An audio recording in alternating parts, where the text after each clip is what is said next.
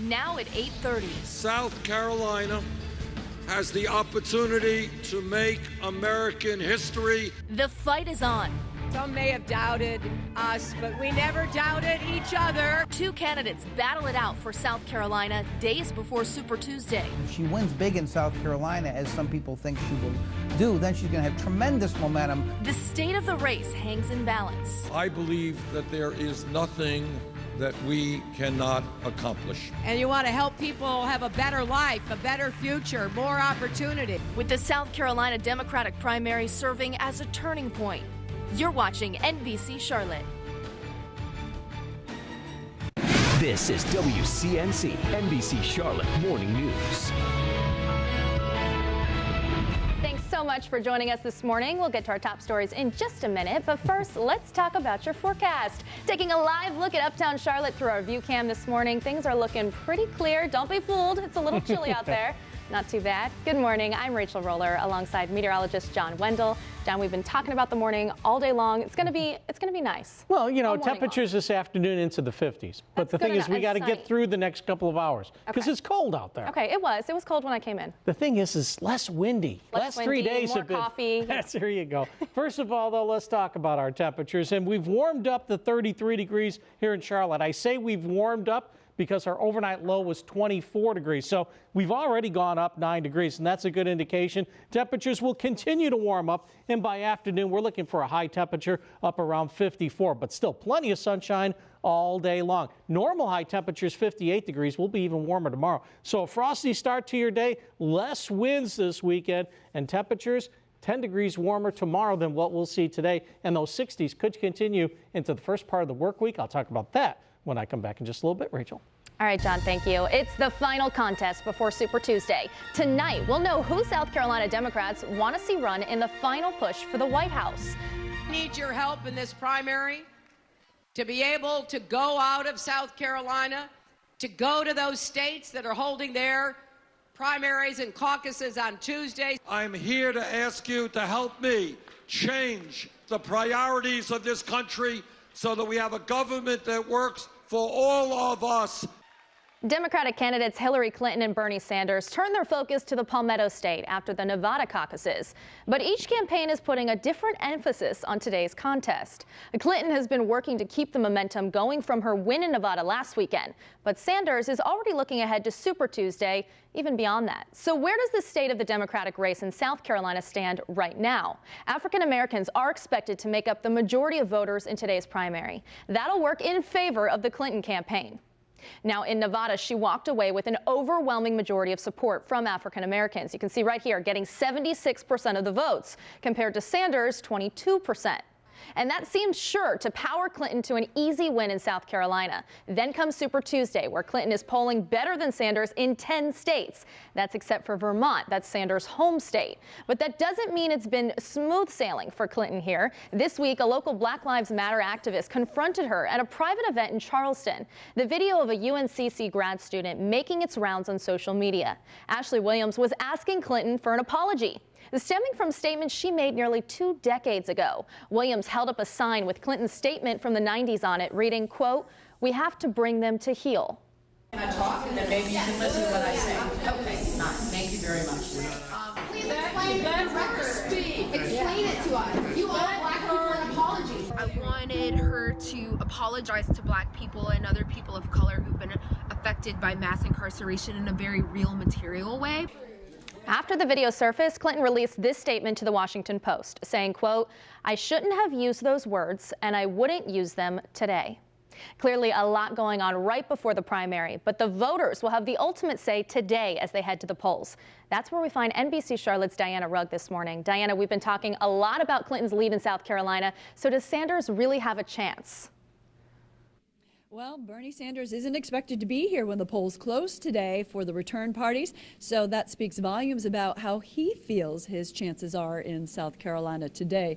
Now, we checked out on voters when they opened the polls this morning. Turnout is expected to be lower today for the Democratic primary in South Carolina than it was for the GOP last week. We saw a few people trickle into the Baxter precinct this morning when polls opened as a comparison compared to the dozen lined up last week before the Republican primary. The GOP turnout last week was 25% statewide. The last Democratic primary here in South Carolina in 2008 brought about 20%. So we talked to the very first two voters at the Baxter precinct. Both told us they favored Sanders despite his chances, and here's why. I really don't know if he'll have a chance to win the primary, but it's, he's the best choice for the Democratic Party, so that's why I voted for him today. And we know that Clinton is expected to win by about 20 points in South Carolina. Her campaign said any less than that wouldn't be as huge of a victory. We hope to talk to some of her supporters next.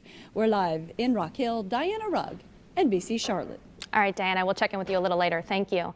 Now, Sanders keeps promising he'll pull off a political upset, eventually becoming the party's nominee for president.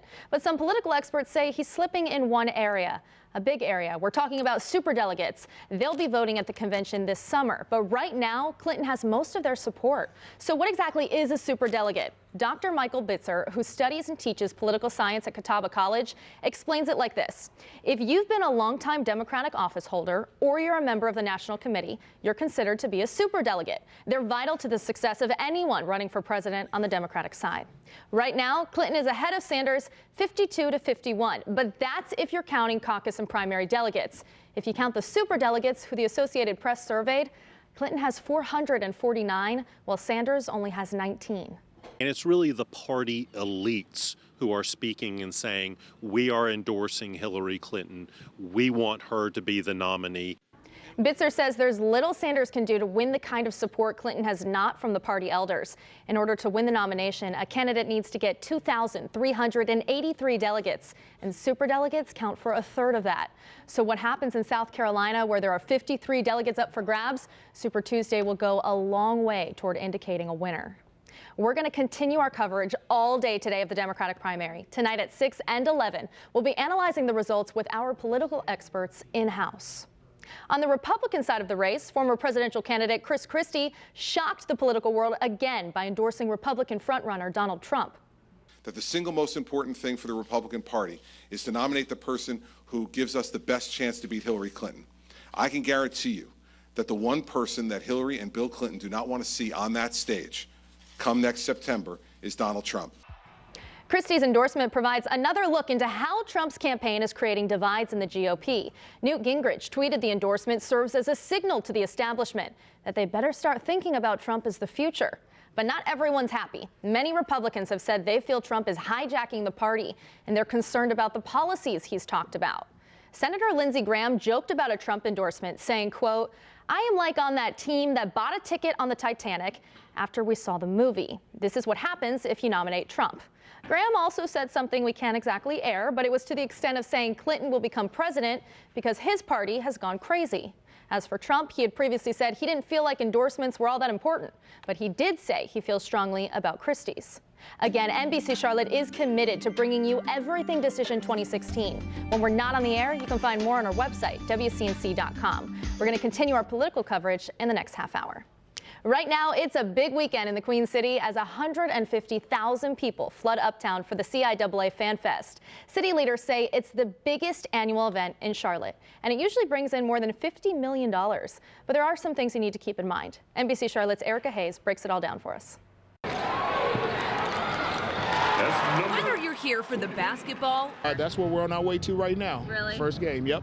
Or the parties. Nobody will go to the game. We got to go to all the parties. Right? There's one thing everyone has in common. I think it's just the support of the HBCUs, but it also is like when you get a lot of people who support the historically black universities together, we like to have a good time. That support comes in the form of a $55 million boost to the Charlotte economy. Uptown hotels, bars, and restaurants at capacity. Taxi and Uber drivers like Abdu Busso loving the extra business. Like today, I pick up like 35 people.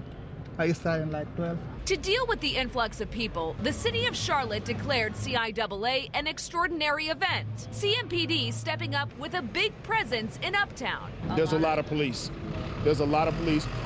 I was telling him it might be too many, but you know what? You never can have enough.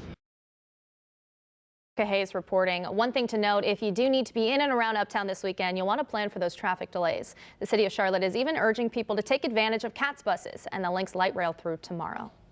Coming up, a community mourns the latest developments in the Kansas mass shooting. You're watching NBC Charlotte this morning.